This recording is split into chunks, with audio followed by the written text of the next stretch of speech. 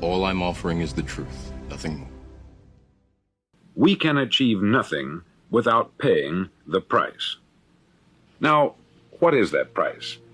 Well, it's many things. First, it's understanding emotionally, as well as intellectually, that we literally become what we think about, that we must control our thoughts if we're to control our lives.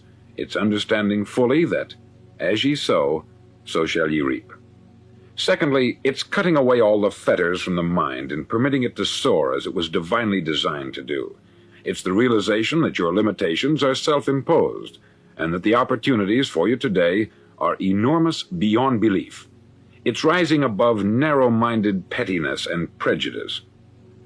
Thirdly, to use all your courage to force yourself to think positively on your own problem, to set a definite and clearly defined goal for yourself, to let your marvelous mind think about your goal from all possible angles, to let your imagination speculate freely upon many different possible solutions, to refuse to believe there are any circumstances sufficiently strong to defeat you in the accomplishment of your purpose, to act promptly and decisively when your course is clear, and to keep constantly aware of the fact that you are, at this moment, standing in the middle of your own acre of diamonds, as Russell Conwell used to point out. Fourth, save at least 10% of what you earn. It's also remembering that no matter what your present job, it has enormous possibilities if you're willing to pay the price. Now let's just go over the important points in the price each of us must pay to achieve the wonderful life that can be ours. It is, of course, worth any price. 1, you will become what you think about. 2, remember the word imagination. Let your mind soar. 3, courage. Concentrate on your goal every day. 4, save 10% of what you earn. And action. Ideas are worthless unless we act on them. There are 2 things that may be said of everyone. Each of us wants something, and each of us is afraid of something. I want you to write on a card what it is you want more than anything else. It may be more money. Perhaps you'd like to double your income or make a specific amount of money. It may be a beautiful home. It may be success at your job. It may be a particular position in life. It could be a more harmonious family. Each of us wants something. Write down on your card specifically what it is that you want. Make sure it's a single goal and clearly defined. You needn't show it to anyone, but carry it with you so that you can look at it several times a day. Think about it in a cheerful, relaxed, positive way each morning when you get up, and immediately you have something to work for, something to get out of bed for, something to live for. Look at it every chance you get during the day and just before going to bed at night. As you look at it, remember that you must become what you think about, and since you're thinking about your goal, you realize that soon it will be yours. In fact, it's yours really the moment you write it down and begin to think about it. Look at the abundance all around you as you go about your daily business. You have as much right to this abundance as any other living creature. It's yours for the asking. Now we come to the difficult part. Difficult because it means the formation of what is probably a brand new habit, and new habits are not easily formed. Once formed, however, it'll follow you for the rest of your life. Stop thinking about what it is you fear. Each time a fearful or negative thought comes into your consciousness, replace it with a mental picture of your positive and worthwhile goal. There will come times when you will feel like giving up. It's easier for a human being to think negatively than positively. That's why only 5% is successful. You must begin now to place yourself in that group. For 30 days, you must take control of your mind. It will think only about what you permit it to think. Each day for this 30-day test, do more than you have to do.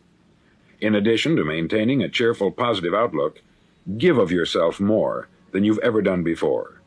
Do this knowing that your returns in life must be in direct proportion to what you give. The moment you decide on a goal to work toward, you're immediately a successful person. You're then in that rare and successful category of people who know where they're going. Out of every 100 people, you belong to the top 5. Don't concern yourself too much with how you're going to achieve your goal. Leave that completely to a power greater than yourself. All you have to do is know where you're going. The answers will come to you of their own accord. Ask, and it shall be given you. Seek, and ye shall find. Knock, and it shall be opened unto you. For every one that asketh receiveth, and he that seeketh findeth, and to him that knocketh it shall be opened. It's as marvelous and as simple as that. In fact, it's so simple that in our seemingly complicated world it's difficult for an adult to understand that all he needs is a purpose and faith. For 30 days, do your best. If you're a salesman, go at it as you've never done before, not in hectic fashion, but with the calm, cheerful assurance that time well spent will give you the abundance in return you deserve and want. If you're a homemaker, devote your 30-day test to complete giving of yourself, without thinking about receiving anything in return, and you will be amazed at the difference it makes in your life. No matter what your job, do it as you've never done it before for 30 days. And if you've kept your goal before you every day, you'll wonder and marvel at this new life you've found. Dorothea Brand, outstanding editor and writer, discovered it for herself and tells about it in her fine book, Wake Up and Live. Her entire philosophy is reduced to the words, act as though it were impossible to fail. She made her own test, with sincerity and faith, and her entire life was changed to one of overwhelming success. Now you make your test for 30 full days. Don't start your test until you've made up your mind to stick with it. You see, by being persistent, you're demonstrating faith. Persistence is simply another word for faith. If you didn't have faith, you would never persist. If you should fail during your first 30 days, by that I mean suddenly find yourself overwhelmed by negative thoughts, you've got to start over again from that point and go 30 more days. Gradually your new habit will form until you find yourself one of that wonderful minority to whom virtually nothing is impossible. Don't forget the card. It's vitally important as you begin this new way of living. On one side of the card, write your goal, whatever it may be. On the other side, write the words we've quoted from the Sermon on the Mount. Ask, and it shall be given you. Seek, and ye shall find. Knock, and it shall be opened unto you. In your spare time during your test period, read books that will help you. Inspirational books like the Bible, Dorothea Brand's Wake Up and Live, The Magic of Believing by Claude Bristol, Think and Grow Rich by Napoleon Hill, and other books that instruct and inspire. Nothing great was ever accomplished without inspiration. See that during these crucial first 30 days, your own inspiration is kept at a peak. Above all, don't worry. Worry brings fear, and fear is crippling. The only thing that can cause you to worry during your test is trying to do it all yourself. Know that all you have to do is hold your goal before you. Everything else will take care of itself. Remember also to keep calm and cheerful. Calm and cheerful. Don't let petty things annoy you and get you off course.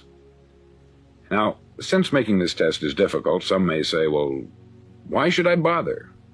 Well, look at the alternative. No one wants to be a failure. No one really wants to be a mediocre individual. No one wants a life constantly filled with worry, fear, and frustration. Therefore, remember that you must reap that which you sow. If you sow negative thoughts, your life will be filled with negative things. If you sow positive thoughts, your life will be cheerful, successful, and positive. Now, gradually, you will have a tendency to forget what you've heard on this record. Play it often. Keep reminding yourself of what you must do to form this new habit. Gather your whole family about and listen to what's been said here at regular intervals. You know, most men will tell you that they want to make money without understanding the law. The only people who make money work in the mint. The rest of us must earn money. This is what causes those who keep looking for something for nothing or a free ride to fail in life. The only way to earn money is by providing people with services or products which are needed and useful.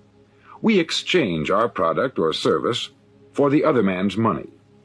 Therefore, the law is that our financial return will be in direct proportion to our service.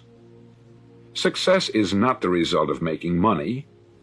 Making money is the result of success, and success is in direct proportion to our service. Most people have this law backwards. They believe that you're successful if you earn a lot of money.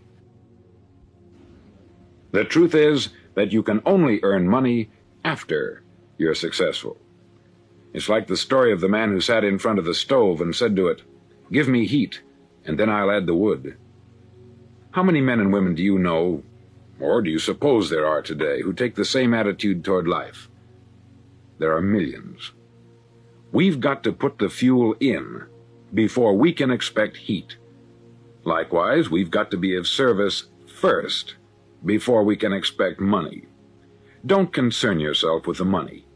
Be of service. Build, work, dream, create. Do this, and you'll find there's no limit to the prosperity and abundance that will come to you. Prosperity is founded upon a law of mutual exchange. Any person who contributes to prosperity must prosper in turn himself. Sometimes the return will not come from those you serve, but it must come to you from someplace, for that is the law.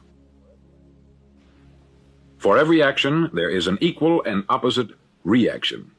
As you go daily through your 30-day test period, remember that your success will always be measured by the quality and quantity of service you render, and money is a yardstick for measuring this service. No man can get rich himself unless he enriches others. There are no exceptions to a law.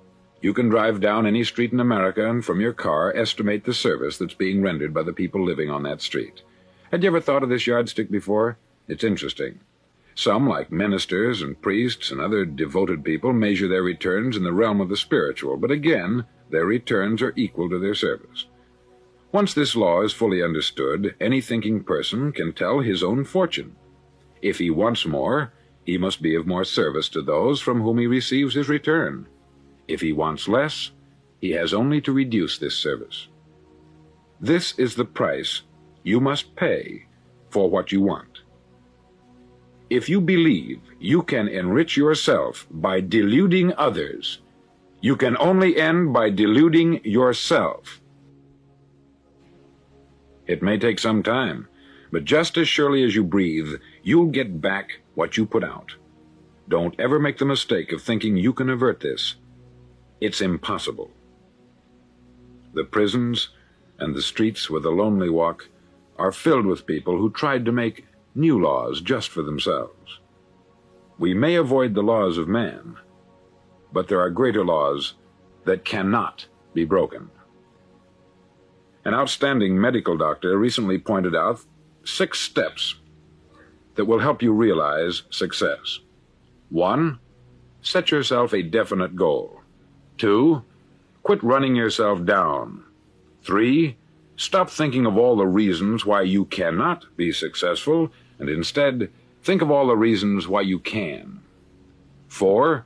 Trace your attitudes back through your childhood and try to discover where you first got the idea you couldn't be a success, if that's the way you've been thinking. 5. Change the image you have of yourself by writing out a description of the person you would like to be. And 6. Act the part of the successful person you have decided to become.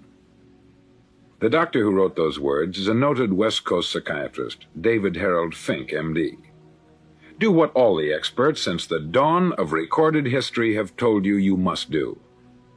Pay the price by becoming the person you want to become. It's not nearly as difficult as living unsuccessfully.